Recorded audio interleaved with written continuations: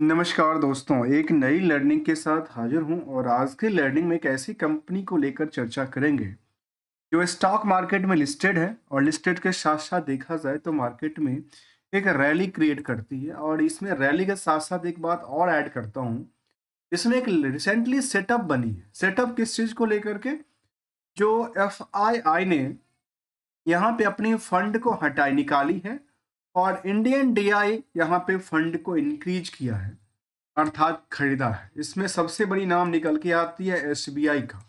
SBI bank की बात नहीं कर रहा हूँ, एसबीआई म्यूचुअल फंड की बात कर रहा हूँ। इसके अलावा आईसीआईसीआई की बात कर रहा हूँ, जो जिन लोगों ने अभी इस कंपनी में रिसेंटली अपनी क्या किया है, अपनी पोजीशन बनाया है। तो ऐसे कंपनी का क्या पोटेंशियल है?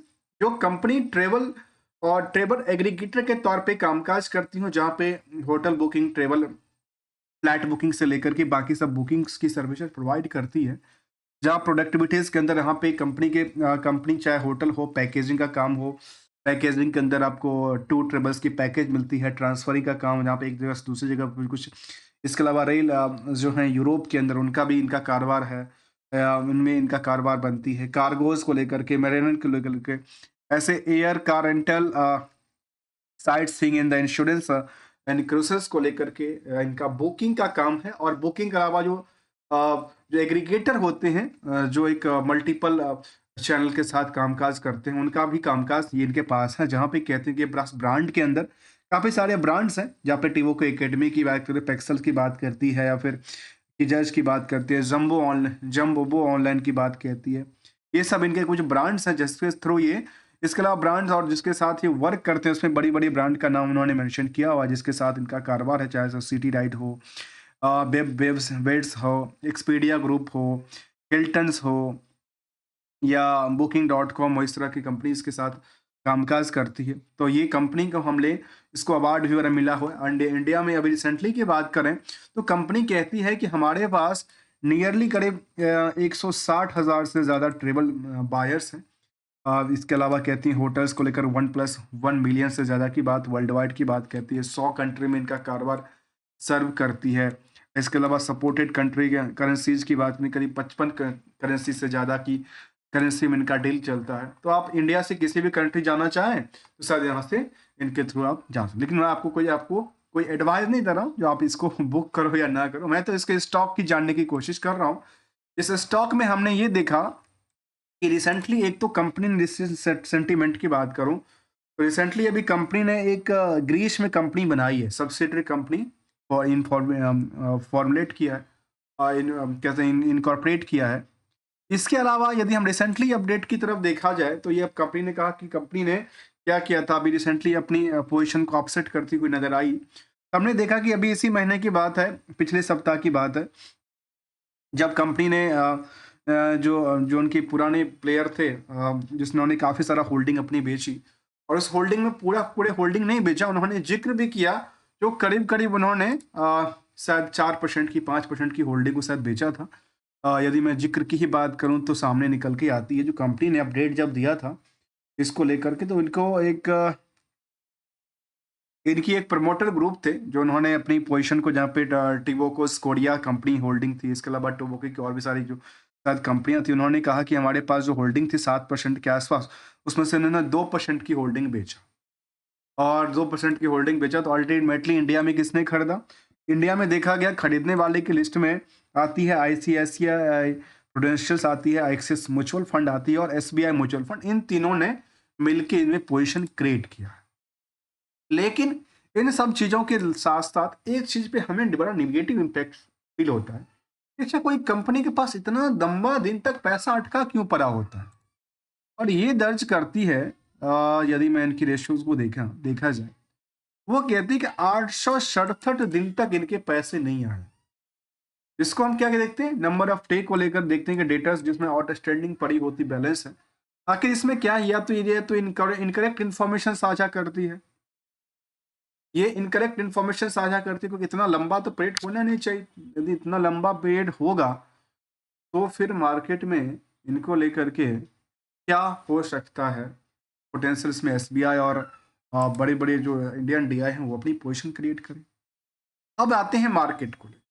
मार्केट में देखा गया कि पिछले 1 साल में रिसेंटली अभी बल्क डील तो अभी सामने आया था, इससे पहले मार्केट ने एक लंबी इसमें प्रॉफिट बुकिंग भी चलता रहा है और जब भी मौका मिलता है तो प्रॉफिट बुक करते रहना चाहिए। उसमें जब अपनी अकॉर्डिंग ना चले तो रिवर्सल के साथ-साथ अपनी कम से कम प्रॉफिट अपने पैसे को तो सेव करते रहना चाहिए, जिसमें कि एसएल के साथ यूटिलाइज़ किया जा सकता है।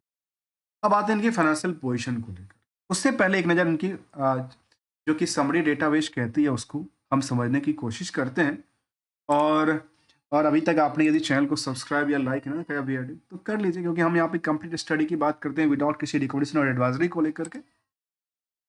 और हम जानने की कोशिश कर रहे हैं इसमें जो कंपनी का जो बुक वैल्यू है वो करीब कितने का, केवल 99 रुपीज़ का। इंटरेस्टिंग वैल्यू की बात करती है 606 रुपये। अब इसके अलावा जो मार्केट की करेंट सिचुएशन की प्राइस हुई वो तो काफ़ी बेटर है, जबकि हायर टू हायर 2000 तक पहुंची थी। बॉटम उन्होंने 1200 के आसपास सपोर्ट लिया था। अब कंपेयर यदि इंडस्ट्रियल की पीए से देखा जाए तो आज भी यहाँ पे जो निवेशकों का इंटरेस्ट है वो कम है, और धीरे धीरे करके इसको इंटरेस्ट कहिए या फिर क्राउड की बात कहिए, भीड़ की बात कहिए, निवेशकों का भीड़ थोड़ा सा कम है कंपेयरिंग टू बाकी कंपनियों को लेकर के। जो पीयर्स की बात है, अर्निंग पर शेयर ये 20 रुपये पर शेयर कमाती है और नंबर ऑफ शेयर कितने हैं, 10,90,00,000, जिसकी वजह से मार्केट कैप करीब 17,700 करोड़ बनती है। 10,90,00,000 के शेयर में जो प्रमोटर कंट्रोल है वो कितने हैं, केवल 44% की होल्डिंग है। अल्टीमेटली कंपनी का इंडियन कंपनी है या फॉरेनर कंपनी, इसका भी हम एक बार समझने की कोशिश करेंगे। वो कहाँ से डेटा पता चलेगा, वो पता चलेगा प्रमोटर्स होल्डिंग से लेकर। जो कंपनी देखा जाए तो 2006 में कंपनी बनी थी, टिवोको बोल दिया, टिवोको बोलिए या टिवो बोलिए, टिवोटेक is the business of operating multiple online technology platform and the providing access to the book global travel agency, जिसको हम बेसिकली ओटीए कहते हैं, और aggregated through the travel supplier like airlines, hotel etcetera, जो कि बड़ी बड़ी जो इंडस्ट्रीज हैं उसको एक एक प्लेटफॉर्म पे ये लेके आती है और वहाँ से आप बुकिंग कर सकते हैं और वहाँ से अपनी पैकेजिंग वगैरह सब ले सकते हैं। हम यही जानने वाले थे, नहीं जी, ये तो हम सब छोटा सा बात है, इसको हम जानते रहते हैं। यहाँ पे आरओसी की बात 46%, आरओसी की बात 42% बात की। अब आते हैं अगली पड़ाव, और अगला पड़ाव कहता है क्या कोई भी कंपनी यदि बिजनेस करती है तो बिजनेस के में क्या क्या देखना जरूरी है।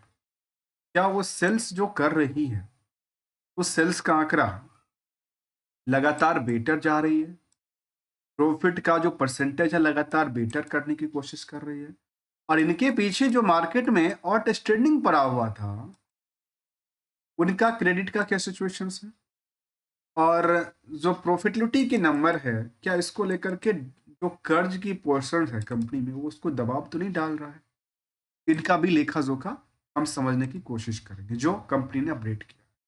पहले एक नजर इनके फाइनेंशियल पोजीशन पे तरफ देखा जाए तो 2024 तक की बेस में कोविड के बाद तो मार्केट आराम से गिर गया था, लेकिन दोबारा जब मार्केट ने क्रिएट किया तो 2024 में आकर की रेस पकड़ी, और रेस तो 2023 में पकड़ी थी, 22 में थोड़ी बहुत चलती थी, लेकिन 23-24 में काफ़ी बेटर परफॉर्मेंस किया और यहाँ पे ये दर्ज करती नजर आती ईयर ऑन ईयर बेसिस की ग्रोथ को लेकर। ऐसे ही जो क्वार्टरली बेसिस का ग्रोथ है कंपनी का, ट्रेंडिंग यही कहता है कि सेल्स में लगातार बढ़ोतरी का क्या मिला है, ट्रेंड मिला है। ठीक है, अब आते हैं अगले पड़ाव। अगला पड़ाव क्या कहता है इसको लेकर के हम जरा जानने की कोशिश करें। और वो अगला पड़ाव में नंबर को लेकर कहती है कंपनी, तो इनके पास करीब करीब 450 करोड़ की टर्नओवर क्रिएट हुई है, जो कि पहले से काफ़ी बेटर हुआ, उससे भी काफ़ी बेटर हुआ, तो मतलब ट्रेंडिंग इसका टॉप ऑफ द पीरियड चल रहा है सेल्स को लेकर के। प्रॉफिट का नंबर भी देखा जाए तो आज सबसे ज़्यादा टॉप पे तो नहीं, सेकेंड नंबर पे कह सकते हो, क्योंकि 61 करोड़ तक प्रॉफिट बुक किया था। ऑपरेटिंग प्रॉफिट में इस बार गिरावट देखने को मिला, जिसकी वजह से इसमें निगेटिव इम्पैक्ट डालता है। और केवल वही नहीं, जो अदर सोर्स ऑफ इनकम है कंपनी का वो भी इतना बेटर है, जो कि इनके जो इंटरेस्ट की बर्डन है उसको कंप्लीटली एडजस्टमेंट कर पाती है। ऐसे ईयरली ग्रोथ को लेकर कहती है जो कंपनी, जो इनके पास करीब करीब 1500 करोड़ सबसे ज्यादा पीक पे चल रही है 12 महीने की डेटाबेस, और उसमें भी कंपनी का प्रॉफिटेबिलिटी लगातार बेटर करती ना आती है। जब ये सब दिशा दिखा रही है, तो हमने एक कंपैरिजन डेटा और समझने की कोशिश की। कंपनी का यदि हम नेटवर्थ की तरफ ध्यान दें, तो नेटवर्थ के मुताबिक जो सेल्स का पार्ट रहा है, वो काफ़ी बेटर साबित होती नज़र आई है। खास करके 2022, 23 और 24 में जो 20 तक की रैली थी, वो 2023 में क्या किया? सेटअप कर लेती है। ये इनका डेटाबेस क्या है। अब आते हैं इनकी कुछ अलग पहलू। अगला पहलू ये कहता है, जो इनका जो स्टैंडअलोन डेटाबेस है, tour travels related services provide करने वाली कंपनी स्मॉल कैप की कंपनियां रही। और अभी इक्विजिशन की बात हमने पहले कहा कि कंपनी लगातार इक्विजिशन की तरफ मूव करके चलती है। इसके अलावा उन्होंने इससे पहले भी देखा गया, कंपनी ने एक एक्विजिशन किया था, फिर डायरेक्टर ने रिजाइन कर दिया, फिर इनमें एक्विजिशन की बात निकल के आई कुछ कंपनियों को लेकर। यदि हम इनकी स्टैंडअलोन डेटाबेस को देखा जाए, तो वो कहती है कि यार में केवल और केवल हम लोग कहते हैं ना, सेल्स को देखना चाहिए कि प्रॉफिट को देखना चाहिए कि रेशियोज को देखना चाहिए। तो यहाँ पे देखा गया कि सेल्स में गिरावट रही, प्रॉफिट के नंबर में गिरावट रही, ऑपरेटिंग प्रॉफिट नंबर में गिरावट रही, नेट प्रॉफिट मार्जिन में गिरावट। किसको लेकर के? Standalone data. जब हम कंसोलिडेटेड डेटा की तरफ मूव किए, तो हमारे सामने समझ में आई, जो कंपनी ओवरऑल अपने बिजनेस में 14% की सेविंग करती है, जिसको हम प्रॉफिट कहते हैं। 14% की सेविंग के पीछे यदि आप इनकी खास करके रिस्क को देखें, जहाँ पे आउटस्टैंडिंग की बात हम कर रहे थे, आउटस्टैंडिंग वाली बात में कहती है, जो इनका सेल्स के आंकड़ा के बेसिस पे जो मार्केट में आउटस्टैंडिंग पड़ी थी, वो 241% की बात की।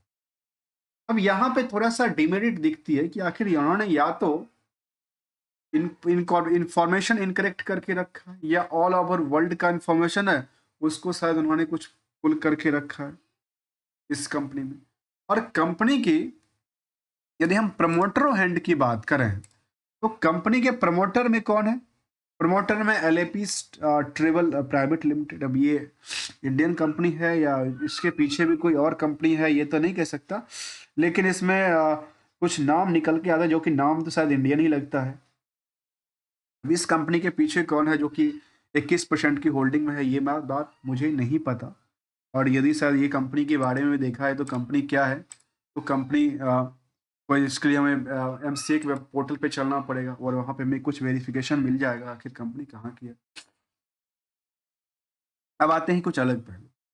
अलग पहलू हम देख रहे थे, जो कंपनी का जो ये परसेंटेज रहा 14% सेविंग करने के पीछे, उसमें सेल्स के बेसिस पे डेटर्स का पोर्शन 241% कहती है।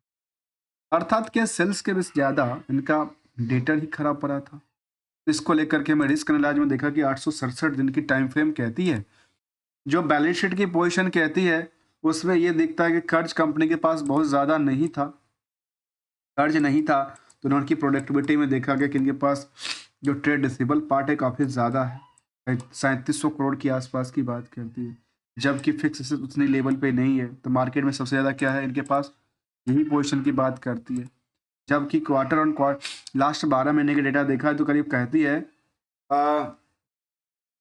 1500 करोड़ का, और ये कहता है 3700 करोड़ का। तो यहाँ पे ये इम्पैक्ट करती है, क्या डालती है? एक इम्पैक्ट डालती है। इसको लेकर के, रिस्क को लेकर कंपनी एक भारी रिस्क में चलती है, और रिस्क का जो फायदा है वो कितना high risk high return create होता है, जो कि 14% तक की बात कहती है। और प्रॉफिट के आंकड़ा के बेसिस पर जब हमने देखा, तो करीब 173% की दर्ज का। तो इसके अलावा यदि हम इनकी पीयर्स के मुताबिक कंपेयर करें, तो ये कहती है कि टोबोकोस और इग्जैगो या फिर एजी ट्रिप प्लानर जैसे कंपनी, यात्रा.com जैसे कंपनी शामिल है। उन सभी कंपनियों के लिस्ट में आज भी निवेशकों का इंटरेस्ट एवरेज ठीक ही है, क्योंकि बाकी कंपनियों में काफ़ी ज़्यादा है। यहाँ पे थोड़ा सा उसी रेशियो से भीड़ बनी पड़ी नज़र आई है, बहुत ज़्यादा गैपिंग की बात नहीं करती। लेकिन जब हम इनकी कॉर्पोरेट एक्शन की तरफ देखा है, तो कंपनी कुछ देती लेती तो नहीं, बिल्कुल नहीं है। लेकिन एनालिसिस की बात कहती है कि जब से लिस्टिंग को पिछले 6 महीने से, तो उसमें बहुत बड़ी रैली क्रिएट नहीं हुआ, 6% तक की वृद्धि दर्ज करती है। और जो कंज्यूमर डिस्क्रिप्शन इंडेक्सेशन है, उसके कंपैरिजन देखा है, तो यहाँ उससे बेटर किया। जबकि इस कंपनी में हमने निवेशकों का इंटरेस्ट में जाना कि कंपनी में नए प्रोमोटर भी आए और डीआई की पहले से भूमिका इस कंपनी में रही थी कुछ और पब्लिक के पास भी होल्डिंग थी, ऑलमोस्ट 31-32 हजार के आसपास निवेशकों का लिस्ट रहा है।